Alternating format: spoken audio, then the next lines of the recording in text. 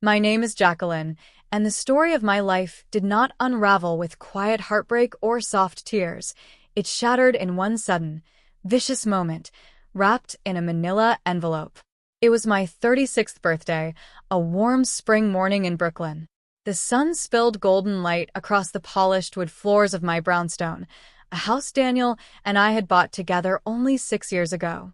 The neighbors often told me how lucky I was, how beautiful the house was, how successful Daniel seemed, how elegant I looked stepping out in heels with a diamond ring glittering on my finger. On the outside, my life was something others envied. On the inside, it was a glass palace built on cracks no one else could see. That morning, I woke early, almost childishly excited. I believed, no, I hoped, that Daniel would surprise me. Perhaps a trip to Spain, as he had once promised when we first married, when his eyes still carried warmth instead of calculation. Or maybe he would buy me something frivolous, like the sapphire necklace I had once admired in Manhattan for over $8,000. I allowed myself to imagine champagne on ice, a small velvet box, or maybe just a kiss that meant something real. But instead, he handed me an envelope. His expression was sharp, businesslike, as if he were closing a deal instead of addressing his wife on her birthday. "What's this?" I asked, trying to smile. "Your gift," he said, his tone casual, detached. I tore open the envelope with trembling fingers. At first, my eyes refused to accept the words printed in stark black ink. Petition for dissolution of marriage. The pages slipped from my hand onto the mahogany table, scattered like broken promises. I looked up at him. Daniel leaned back in his tailored navy suit, his Rolex gleaming under the kitchen lights. He smirked the way only a man with a cruel plan does. "I've given you everything, Jacqueline," he said, his voice steady, cold. "The house, the joint account, even the car. You'll be fine." I stared at him, disbelief flooding me, followed quickly by fury. He thought he was magnanimous, tossing scraps to the woman who had built his world. He thought he was clever, handing me divorce papers on my birthday, as though I would crumble, as though this was the end. I wanted to scream. I wanted to smash the wine glasses hanging above the counter, watch the shards explode across the floor. I wanted to hurl the papers into his smug face and claw at that arrogance until it bled. But instead, I smiled. He didn't know. He had no idea. I leaned closer, my voice soft, almost playful, though every syllable was sharp as a blade. "Wait," I whispered. "Wait till your mistress sees what I recorded." For the first time that morning, Daniel faltered. His eyes widened, his carefully constructed calm slipping. He paled as though I had pressed a gun to his chest. His lips parted, but no words came out. He nearly fainted. And in that moment, I felt alive. You see, Daniel thought he was always one step ahead of me. He believed his business trips to Chicago, his late nights at the office in Manhattan, were beyond my suspicion. He believed I was too naive, too comfortable in my role as his wife to notice the lipstick smudges on his collar that weren't mine, or the credit card charges from five-star hotels in Boston. He underestimated me. That was his greatest mistake. Months before this birthday betrayal, I had already begun watching him. The first time I followed him, my heart was pounding so loud I thought he'd hear it across the street. He walked into the Ritz-Carlton in Boston, paid nearly $2,000 for a suite, and I watched from a distance as a tall woman with long blonde hair met him in the lobby. Evelyn. That was her name. His mistress. His little secret. What Daniel didn't know was that 2 doors down from his hotel room, I was there with a camera. I recorded everything. Every word, every kiss, every promise he whispered to her that he had once whispered to me. Promises of money, trips abroad, and even lies about how miserable his marriage was. He even told her he had moved funds into a hidden account in case he needed to start fresh. Pounds, dollars, it didn't matter. He thought he was building an escape. But I had the evidence. The betrayal, the fraud, the theft, all captured in crystal-clear audio and video.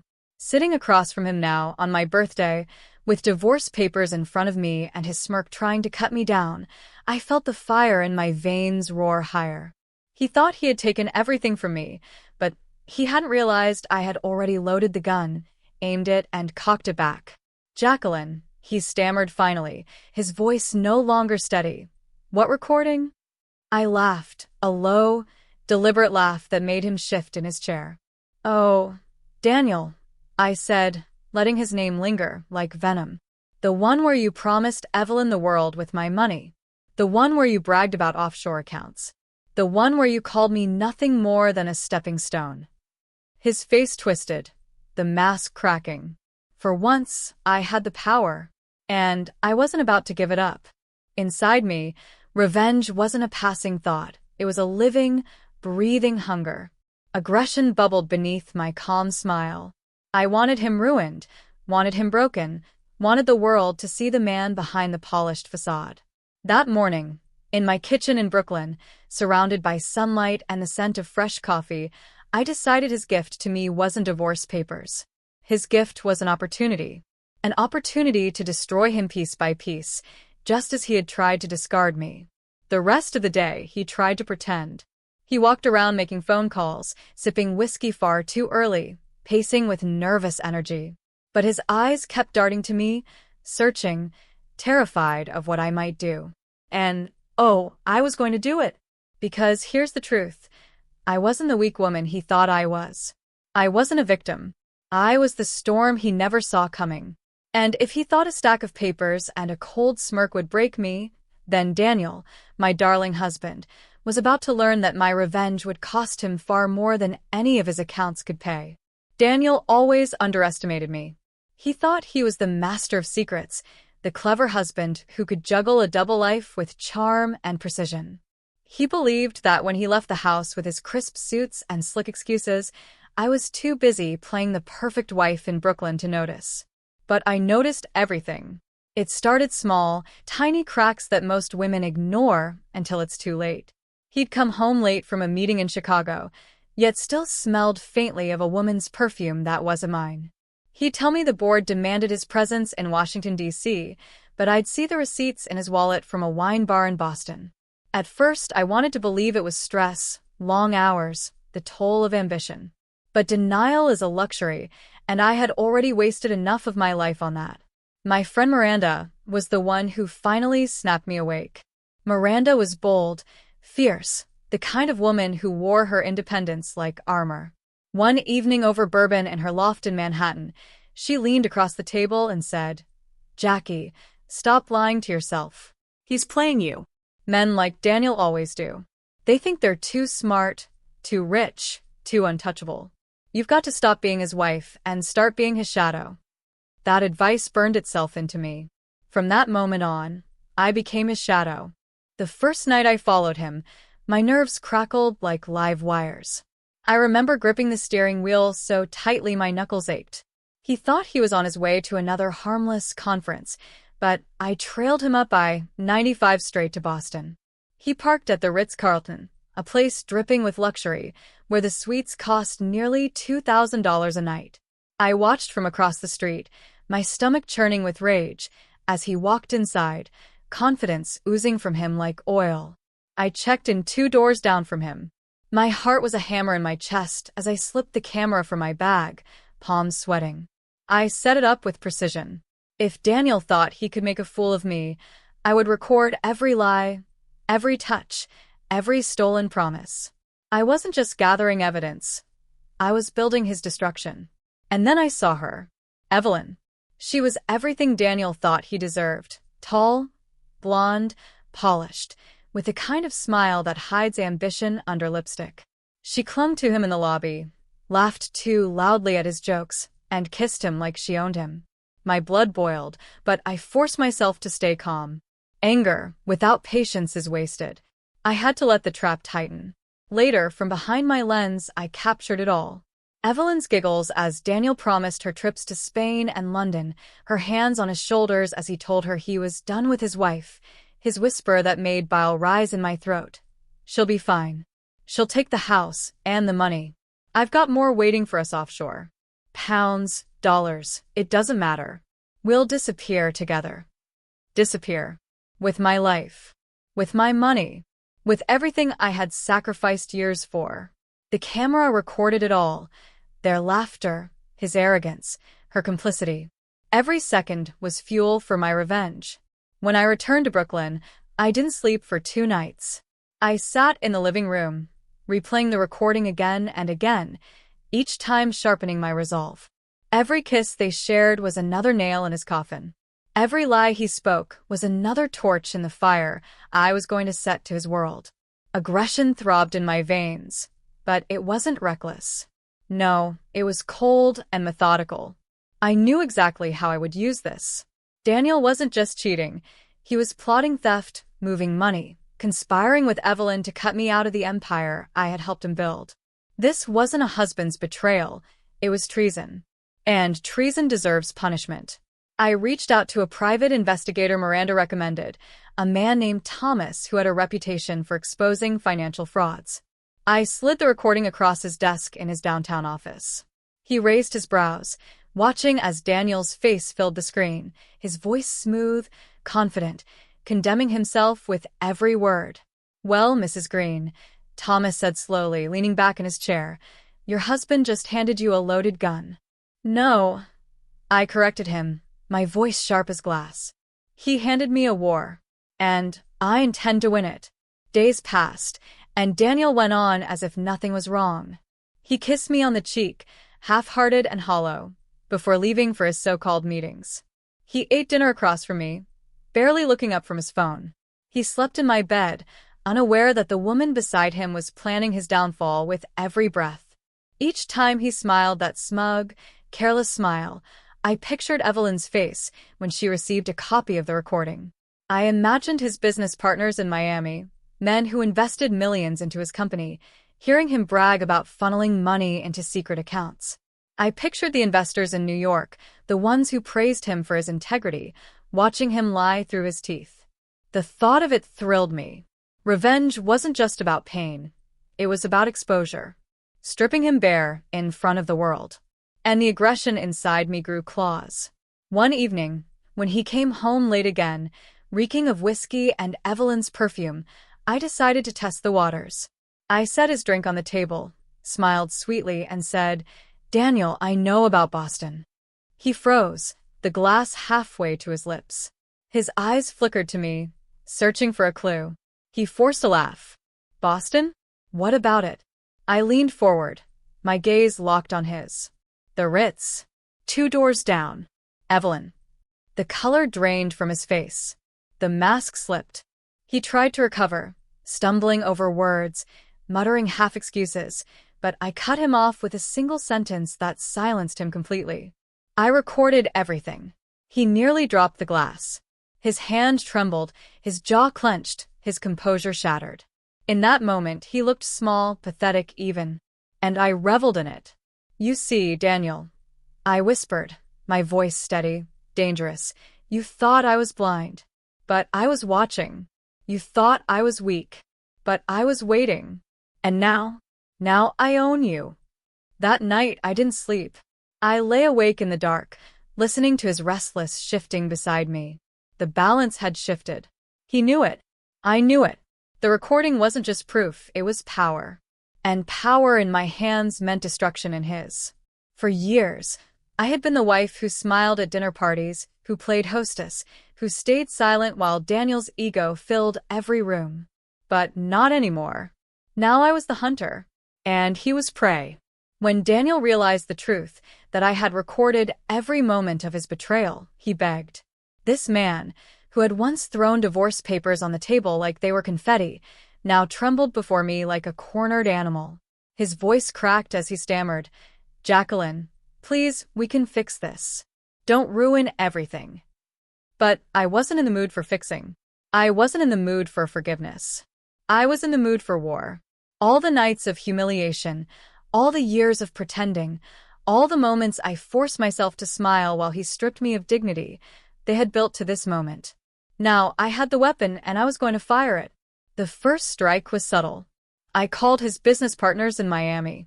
Men who trusted Daniel with millions. Men who valued reputation above everything. I uploaded the recording to a private server and sent them a secure link. My message was short, sharp, and lethal. This is the man you're investing with. Listen carefully. Within hours, one of them called me back, his voice icy. Mrs. Green, thank you. We'll take it from here. I could hear the fury beneath his calm tone, the sound of men realizing they'd been lied to, stolen from. Daniel's empire had been built on image and deceit. I had just shattered both. The second strike was Evelyn. I emailed her directly, attaching the recording. No explanation, no introduction.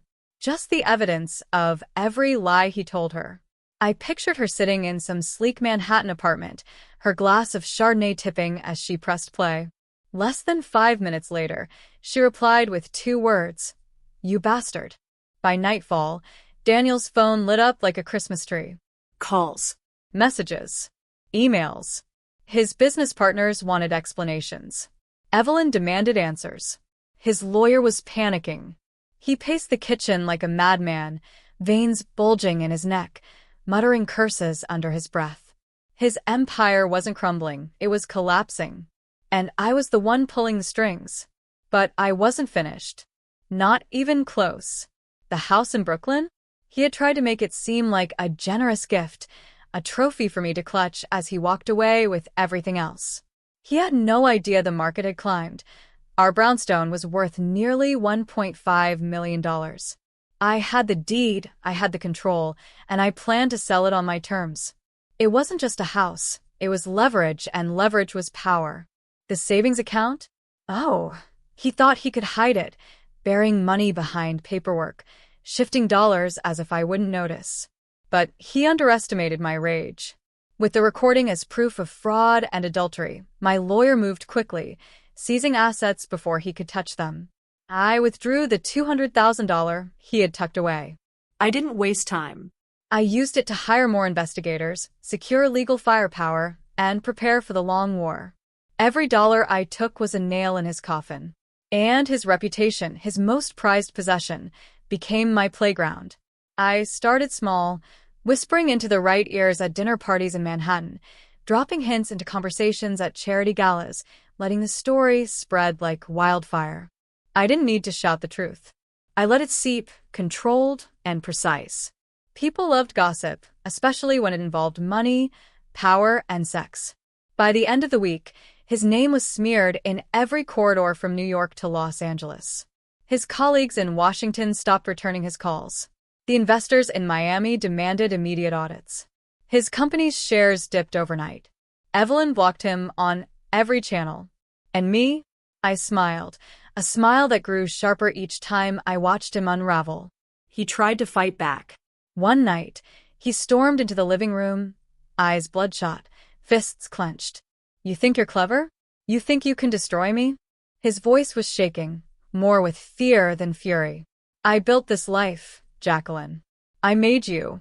Without me, you're nothing. I laughed. Not a nervous laugh, not a polite laugh.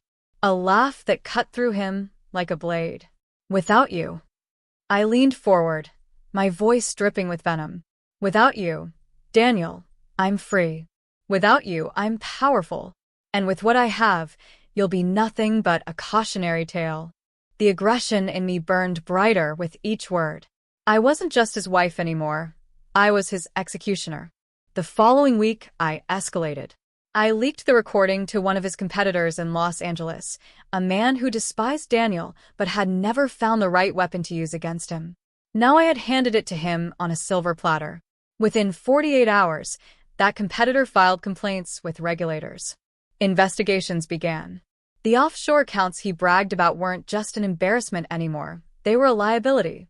The IRS came knocking. Lawyers lined up like vultures circling a dying animal. Daniel's swagger disappeared. His suits hung loosely on him. He spent hours locked in his study, phone glued to his ear, voice cracking with desperation. The once confident man who strutted through boardrooms now looked like a hollow shell, and I made sure he knew exactly who had done it. I wasn't reckless. My revenge wasn't about chaos, it was about precision. Every move I made was calculated, deliberate, and designed to maximize his suffering. I didn't want him gone quickly. I wanted him to watch everything he valued burn, knowing it was my hand striking the match. Each morning, I sipped coffee in the kitchen, the same spot where he once handed me divorce papers, and I listened to him unravel in the next room. Every slammed door, every curse, every panicked phone call was music to my ears. And every night, before I went to bed, I whispered the same thought to myself: this is only the beginning. Daniel had tried to erase me with one cruel gesture. He had underestimated the depth of my anger, the sharpness of my intelligence, the ferocity of my will. Now, I was the storm tearing through his empire, and he couldn't stop it. I wasn't content with taking back what was mine. No, that would be too easy. I wanted him broken, humiliated, destroyed. I wanted him to wake each day knowing I was out there, tightening the noose, piece by piece. And as I lay in bed, listening to him toss and turn beside me, I smiled into the darkness. Because war had just begun. When I finally stepped out from the ashes of Daniel's ruin, I didn't step quietly. No, quiet was never my style, and silence was a luxury I had no intention of affording him. He had tried to erase me with the stroke of a pen, with divorce papers wrapped in cruelty, but I had rewritten the story, and now I owned every page. The first thing I did was sell the Brooklyn brownstone. Daniel once thought of it as a symbol of his generosity, as though gifting me a house he had barely contributed to made him magnanimous. But in my hands, it was not a gift, it was currency, power. The market was at its peak, and buyers fought like wolves for it. When the ink dried, I had $1.5 million resting sweetly in my account. I remember the look on Daniel's face the day the for sale sign went up. He stood on the sidewalk, hollow-eyed, hair disheveled, his once perfect suit crumpled. He had the audacity to shout at me in front of the neighbors, to demand, "How dare you sell my house?" I stepped onto the porch, calm as stone, and said loud enough for every ear on the block, "Our house. My money. My decision." Then I smiled at him, a cruel, deliberate smile, and shut the door in his face. The neighbors whispered for weeks.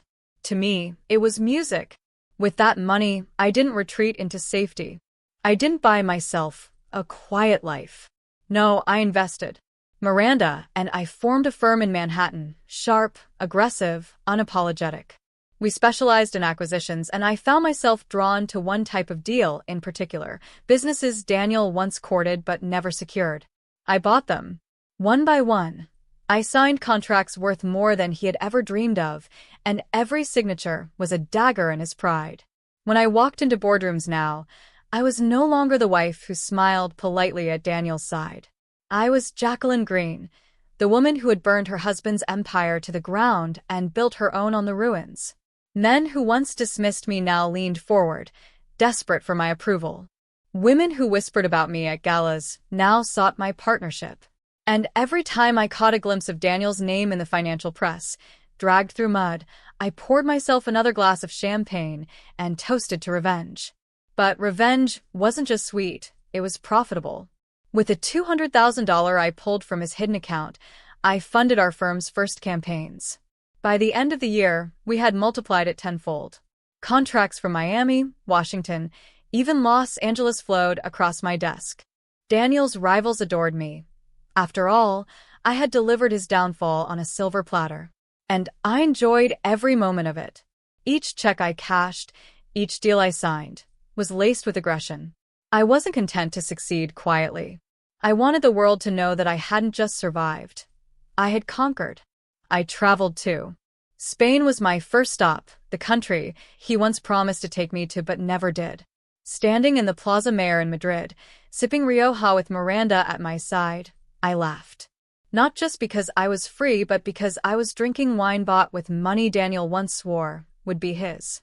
From Spain to London, I walked into boutiques, hotels, restaurants, not as the abandoned wife, but as the woman who had turned betrayal into power. There were nights in London when I sat in five-star lounges, the kind where chandeliers glitter above your head, and strangers asked about my life. I told them the truth, unvarnished and sharp. My husband gave me divorce papers as a birthday gift, I would say, swirling the deep red wine in my glass. The crowd would gasp, frown, shake their heads in disbelief. And then I would smile, a smile sharpened by vengeance and I gave him hell in return. Their laughter, their admiration, it was intoxicating. Daniel, meanwhile, spiraled further. His empire was gone, picked apart by competitors, devoured by regulators, abandoned by partners. Evelyn vanished from his life the moment the money dried up. I heard whispers that he moved into a dingy apartment in Queens, trading his penthouse for cracked walls and silence. Occasionally, I would see his name mentioned in lawsuits, his arrogance dismantled in cold legal language. One evening, months after our war began, I passed him on Fifth Avenue. He didn't notice me at first. He was thinner, shoulders slumped, his once perfect shoes worn at the edges. He looked broken. I slowed my pace deliberately, heels clicking against the pavement, until his eyes met mine. For a second there was recognition, then shame, then rage. But he said nothing. He couldn't. I had already won. I leaned in just enough for him to hear, my voice a dagger coated in honey. This is what happens when you underestimate me. Then I walked away, never looking back. Aggression had fueled me, but revenge had transformed me. I was no longer the woman who had waited for scraps of love, no longer the wife who smiled through betrayal. I was the architect of his destruction, and the creator of my own empire. People asked me sometimes if I regretted it, if revenge was worth the energy, the darkness, the effort. And I would always give the same answer. Worth it? It's the best thing I've ever done. Because it wasn't just about punishing Daniel. It was about reclaiming every piece of myself he had tried to bury. Every insult, every betrayal, every attempt to erase me had been fuel for the fire that now lit my path forward. Now, when I stand in my Manhattan office, glass walls overlooking the city Daniel once ruled, I feel nothing but triumph. The skyline glitters, alive with possibility, and I know every deal, every contract, every success is mine. Built not from his shadow, but from the fire of my vengeance. I don't hide my story. I tell it boldly. At conferences, in interviews, over cocktails in Spain or business dinners in London, I share it without hesitation. Because women like me aren't supposed to win. We're supposed to crumble, to accept the role of victim. But I didn't. I sharpened my rage into a weapon, and I used it without mercy. And every time I raise my glass to the crowd, to the strangers listening in awe, I let the final line hang in the air like thunder. My husband gave me divorce papers as a birthday gift. And I gave him hell in return. The room always erupts in applause, but the applause isn't what satisfies me. What satisfies me is the knowledge that Daniel will hear those words whispered somewhere, someday, and he will know they're about him. That's the final revenge, not just his downfall, but my rise. And I will never let him forget it.